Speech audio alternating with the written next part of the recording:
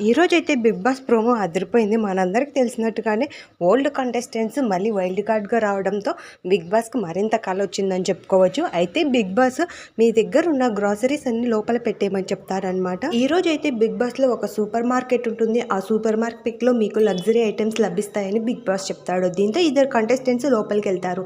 ఒకరు మెహబూబ్, ఇంకొకరు నిఖిల్. అయితే లోపలికెళ్ళిన తర్వాత మీరు ఎన్ని బాస్కెట్‌లో వేసుకుంటే అవన్నీ మీకే అని చెప్తారు. అవన్నీ బాస్కెట్‌లో వేస్తుండగా బజర్ మోగుతుంది.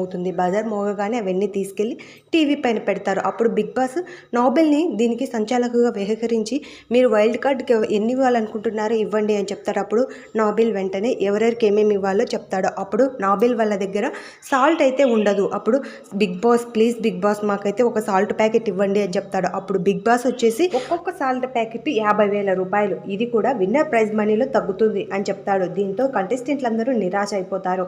ఈ వీడియో నచ్చినట్టయితే అలా చూసి వెళ్ళిపోకుండా సబ్స్క్రైబ్ చేయొచ్చు కదండి.